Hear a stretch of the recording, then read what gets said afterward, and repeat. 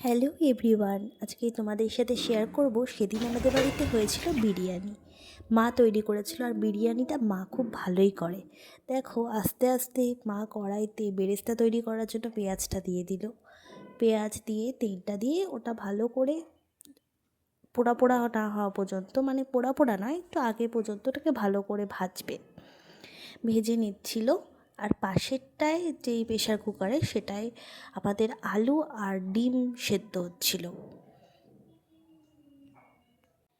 তারপরেই না মাংসটাকে তৈরি করে নিচ্ছিলাম। মাংসটা আগে করে নিতে হবে, ভালো করে কষিয়ে মা মশলা সব কিছু দিয়ে দিল, ওটাকে ভালো করে নাড়াচাড়া করতে লাগলো।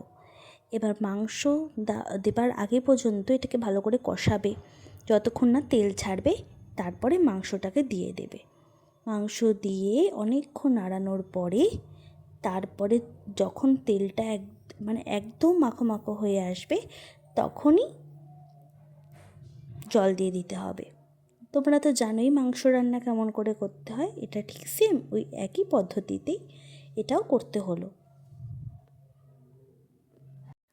তারপরে জল দিয়ে ঢাকা দিয়ে রাখলো। মাংসটা অনেক বড় বড় যেহেতু পিস ছিল, তাই ঢাকা দিয়েই রাখতে হয়েছিল।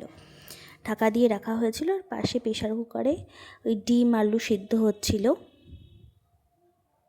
তারপরে মা এই পাশে বিরিয়ানির চালটা ভালো করে দিয়ে দিল ভাতটা হবার জন্য। আর ভাতটা হতে হবে খুব একটা নরম নয়, আবার শক্তও নয়, মিডিয়াম, কারণ পরে তো দমে থাকবে। এবার ভালো করে চালটাকে দিয়ে ওটাকে নাড়িয়ে দিল। তারপরে আমরা ভালো করে চালটা, দিদি দেখে দিচ্ছিল যে ওটা হয়েছে নাকি ভাত, আর মা সাথে সাথে নামিয়ে দিল চালটাকে, মানে ভাতটাকে একটা ঝুড়ির মধ্যে করে ওটাকে মাঠটাকে গালানো হলো। যাই হোক, তারপরে এরকম করেই ওরা করছিল। তারপরে এখানে সব মশলাগুলো ছিল, মশলাটা দেওয়া হবে, মশলাটা দেওয়া হচ্ছিল, মশলার প্যাকেট ওরাই খুলছিল। আমি তো রোজ বসে বসে ভিডিও করছিলাম, আমি শুধু খাবার বেলায় আছি। দেখো ভালো করে ওরা সব দিচ্ছিল, ভাতটা দিল, ভাত দেবার পরে সব ঘি, চিকেন, এগুলো সব কিছু দিয়ে দিল। আমার এখনও লোভ লাগছে, এটা দেখে হচ্ছে এখনই খাই। যাই হোক, তারপরে দমে বসিয়ে দিয়েছিল সব কিছু দিয়ে।